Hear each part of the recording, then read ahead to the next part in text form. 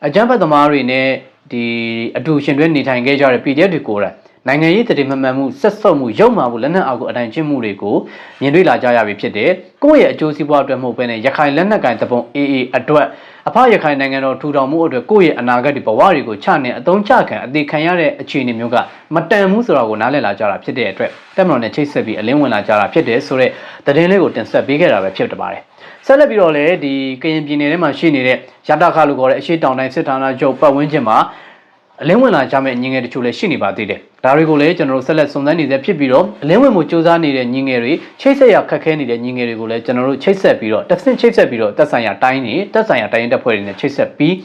မိဘရင်ကိုပြန်လဲအနံ့မှုတွေပြုလုပ်ပေးနေစေဖြစ်ပါတယ်။ဒါကြောင့်အလင်းဝင်မှုစူးစမ်းနေခဲ့တဲ့ညီငယ်တွေစဉ်းစားနေတဲ့ညီငယ်တွေအချိန်မီအလင်းဝင်လာကြဖို့ကိုထပ်မံဖိတ်ခေါ်ရဲဆိုတဲ့သတင်းလေးကိုတင်ဆက်ပေးခဲ့တာပဲဖြစ်ပါတယ်။အဲ့တော့ဒီနေ့မတ်လ29ရက်နေ့ကတက်မတော်မြန်မာတက်မတော်စတင်ဖွဲ့စည်းခဲ့တဲ့နှစ်82နှစ်ပြည့်တဲ့နေ့လည်းဖြစ်ပါတယ်အခုဒီ82နှစ်ပြည့်တဲ့နေ့ရဲ့အကျိုးအနေနဲ့မနေ့ကမတ်လ26ရက်နေ့ညက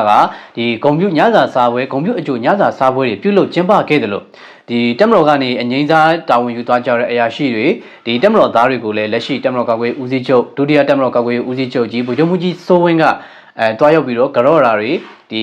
ချင်းမျက်နှာတွေကိုပြုလုပ်ခဲ့တယ်လို့သိရပါတယ်ဒီအကြောင်းအရာနဲ့ပတ်သက်ပြီးတက်မတော်ကာကွယ်ဦးစီးချုပ်ဗိုလ်ချုပ်မှုကြီးစိုးဝင်းရဲ့ပြောကြားမှုကမကြာခင်ကာလတွင်အစိုးရအပြောင်းလဲဖြစ်မှာဖြစ်ပြီးတော့ဒီနေ့တက်မတော်နေ့ပြီးသွားရင်တက်မတော်အကြီးအကဲတွေရဲ့ထိပ်ပိုင်းခေါင်းဆောင်တွေအပြောင်းလဲရှိတယ်ဆိုတော့အဖွင့်စကားလေးကိုလည်းပြောကြားခဲ့တယ်လို့သိရပါတယ်။ဒါကြောင့်လက်ရှိမြန်မာတက်မတော်မှာတက်မတော်ကာကွယ်ဦးစီးချုပ်ကြီးတာဝန်ယူထားတဲ့နိုင်ငံတော်ရဲ့ယာယီသမ္မတဗိုလ်ချုပ်မှုကြီးမင်းအောင်လှိုင်ရဲ့နေရာမှာနောက်ထပ်တက်မတော်ကာကွယ်ဦးစီးချုပ်အသစ်ပြောင်းလဲလာနိုင်တယ်။ထပ်မံပြီးတော့လည်းအကြီးပိုင်းထဲမှာရှိတဲ့နေရာတွေအပြောင်းလဲရှိနိုင်တယ်ဆိုတော့အခြေအနေမျိုးကိုမြင်တွေ့ရတယ်။ဒါဆိုရင်တက်မတော်ကာကွယ်ဦးစီးချုပ်ကြီးကအငိမ့်သားယူမလားနိုင်ငံတော်ရဲ့တာဝန်ကိုဆက်လက်ထမ်းဆောင်မှုအစဉ်သင့်ဖြစ်နေပြီဆိုတဲ့သဘောမျိုးတက်ရောက်တဲ့ကြေညာချက်ကလည်းပြီးခဲ့တဲ့မတ်လ23ရက်နေ့ကဒီခါခွဲစိတ်မှုအောင်မြင်တဲ့အကြောင်းအရာနဲ့ပတ်သက်ပြီးတော့ဒီစကလုံးလေးတွေဖော်ပြလာတာကိုမြင်တွေ့ရတဲ့အတွက်တပ်မတော်ကာကွယ်ဦးစီးချုပ်ကြီးကနိုင်ငံတော်ရဲ့သမ္မတကြီးအနေနဲ့တာဝန်ယူပြီးတော့တပ်မတော်ကာကွယ်ဦးစီးချုပ်ရဲ့နေရာမှာဒီတက်ချုပ်အသစ်ပေါ်ပေါက်လာတော့မယ်ဒါအပြင်ဒီထိပ်ပိုင်းခေါင်းဆောင်အပြောင်းလဲတွေလည်းဖြစ်ပေါ်လာမှာဖြစ်ပြီးတော့တဆင့်ပြီးတဆင့်ဒီယာရုတိုးကိုရှိနေတဲ့သူငယ်တွေတက်မှမှုတွေကနေတိုင်းမှုဖြစ်မဲ့သူတွေတိုင်းမှုတွေကနေတဆင့်ယာရုတက်မဲ့သူတွေအများကြီးလေတက်ပိုင်းမှာထိပ်ပိုင်းမှာအပြောင်းလဲတွေရှိလာမယ်ဆိုတဲ့အခြေအနေမျိုးကိုမြင်တွေ့ရပါတယ်ဒါကြောင့်ဒီနေ့မတ်လ29ရက်နေ့ညအေးပြအခမ်းအနားမှာ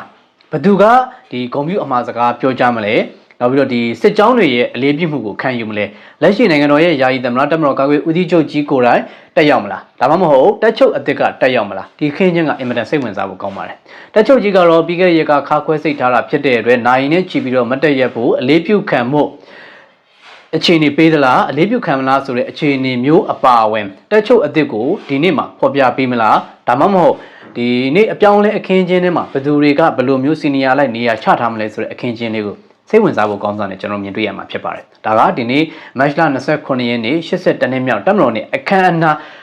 ကျင်းပနေတဲ့အချိန်မှာမြင်တွေ့ရမယ်မျက်ခြေမပြတ်စောင့်ကြည့်ရမယ်အခင်းချင်းလေးဖြစ်ပါတယ်ဘယ်လိုပဲဖြစ်ဖြစ်တက်မတော်ထိပ်ပိုင်းခေါင်းဆောင်တွေအပြောင်းလဲဖြစ်မယ်တက်ချုပ်အသစ်ဒုတက်ချုပ်အသစ်တွေဖြစ်ပေါ်လာမှာဖြစ်ပြီးတော့တခြားသောအကြီးပိုင်းတွေဒီမြေပြင်မှာတိုက်ခိုက်နေတဲ့ဗျူဟာမှုနည်းဗျူဟာမှုတွေကနေစပြီးတော့တက်မှမှုတိုင်းမှုတွေအထိအပြောင်းလဲတွေရှိလာကြမှာဖြစ်ပါတယ်တချို့သောမြေပြင်မှာရှိနေတဲ့တက်ရင်မှုဒုတက်ရင်မှုတွေလည်းဒီယာတုတိုးတာတွေတဆင့်မြင့်ရာလို့ရရှိတာတွေကွန်ပျူတာစုချင်းမြင့်ခံရတာတွေလည်းအများကြီးကြုံဖြစ်ပေါ်လာနိုင်ပါတယ်ဒီအခမ်းအနားလေးဒီအခင်းချင်းလေးကိုတော့ကျွန်တော်တို့ဆက်ပြီးတော့ဂုဏ်ယူသွားကြရမှာဖြစ်တယ်။စုချင်းမြင့်ခံရတဲ့ဒီနေ့မှာဆိုလို့ရှိရင်လည်းဒီသူရပွဲတွေပလားပွဲတွေစသဖြင့်ဂုဏ်ထူးဆောင်ပွဲတွေချင်းမြင့်ခံရတဲ့အရာရှိစစ်တီတွေအများပြားကိုလည်းမြင်တွေ့ရပါတယ်။နိုင်ငံတော်အတွက်အသက်ခံတာကိုရွရွချွန်ချွန်နဲ့စွန့်လွတ်ထားကြတဲ့တပ်မတော်သားတွေအခုလိုမျိုးဂုဏ်ယူခံရတာဖြစ်တဲ့အတွက်အများကြီးလည်းဂုဏ်ယူတယ်အများကြီးလည်းဝမ်းမြောက်တယ်။ထပ်မံပြီးတော့လည်းတပ်မတော်သားတွေရဲ့ရပိုင်ခွင့်တပ်မတော်သားတွေရဲ့ခံစားခွင့်ထောက်ပံ့ကြေးတွေလစာတွေကိုလည်းတခြားဝန်ကြီးဌာနကနိုင်ငံဝန်ထမ်းတွေနဲ့မတူဘဲနဲ့ပုံမတာလွန်နဲ့ပုံမကောင်းမွန်တဲ့ဘယ်လိုပဲဖြစ်ဖြစ်အခြေခံလာစာပဲဖြစ်ဖြစ်ခံစားခွင့်ပဲဖြစ်ဖြစ်ဒါတွေကိုတော့ပို့ပြီးတော့တည်တာကောင်းမှုအောင်လာမယ့်အစိုးရတက်မှာလွတ်တော်မှာ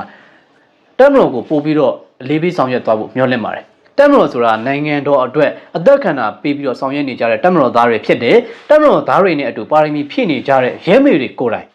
်တိုက်ပွဲတွေမှာရွရွချွန်ချွန်နဲ့တိုက်ခိုက်နေတာဖြစ်တဲ့အတွက်တက်မတော်သားတွေရဲ့ခံစားခွင့်တွေလစာတွေကိုတော့တခြားနိုင်ငံဝန်ထမ်းတွေထက်ပိုပြီးတော့တိုးမြင့်ပေးတဲ့ခံစားခွင့်တွေကိုပို့ပြီးတော့ တိတာတဲ့ခံစားခွင့်လေးတွေကိုခံစားခွင့်ရစေခြင်းနဲ့ဆိုတဲ့သတင်းအကြောင်းအရာလေးနဲ့ပတ်သက်ပြီးအခုလာမယ့် match လ29ရက်နေ့82နှစ်မြောက်တက်မတော်နဲ့အခမ်းအနားနောက်ပိုင်းမြန်မာတက်မတော်ထိပ်ပန်းအပြောင်းလဲတွေဖြစ်ပေါ်လာနိုင်မယ်အစိုးရတရက်နဲ့အတူတက်မတော်ဘက်မှလည်းအသွင်သစ်အမြင်သစ်နဲ့ညင်တွေ့လာကြရမှာဖြစ်ပြီးတော့ဒီနေ့ဒီတက်မတော်နဲ့စီရေးပြအခမ်းအနားမှာလည်းတန်ချက်ကကျန်နေရတချို့အသစ်တွေညင်တွေ့ရပဲရှိပါတယ်ပုံမှန်အားဖြင့်ကျွန်တော်တို့ဒီစေရေးပြအခမ်းအနားမှာပါဝင်နေတဲ့ပြမတိုက်ပွဲဝင်တင်တွေတန်ချက်ကာတွေဟော်ဝေဇာတွေပါဝင်နေတဲ့ထဲက BDR 4EM လို့ခေါ်တဲ့ဒီ ABC ပေါ့ဒီလူသေးတန်ချက်ကာရှင်တွေလည်းမြင်တွေ့လာရပါတယ်ဒီရှင်တွေကတော့ဒီ BDR 4E Ukraine version ကနေမှထပ်မံထုတ်လုပ်ထားတာဖြစ်ပြီးတော့မြန်မာ version အနေနဲ့ 4EM ဆိုပြီးတော့ထုတ်လုပ်ထားတဲ့တန်ချက်ကာတွေကိုမြင်တွေ့ရပါတယ်ဘိန်းရှစ်ဘိန်းပါဝင်လာပြီးတော့ဒီအဝင်ထွက်ပေါက်တွေမှာလည်း BDR 4U တက်ပို့ပြီးတော့ဒီ comfort ဖြစ်တယ်ပို့ပြီးတော့ဒီ battlefield မှာအဆင်ပြေတယ်ပြန်မတိုက်ပွဲဝင်တင့်နေတဲ့အတူမြေပြင်တိုက်ခိုက်ရေးတပ်တွေနဲ့အတူတိုက်ပွဲဝင်နိုင်တဲ့တန်ချက်ကတစ်မျိုးကိုလည်းထုတ်ဖော်ပြသဖို့ရှိပါတယ်။ဒါအပြင်ဘလိုမျိုးတန်ချက်ကတွေဘလိုမျိုးပြန်မတိုက်ပွဲဝင်တင့်နေအပါဝင်ဘလိုမျိုးစက်ရန်နေရကြီးတွေဘလိုမျိုးစစ်လက်နက်တွေကိုထပ်မံဖော်ပြသွားအောင်လဲဆိုတာကိုဒီနေ့ည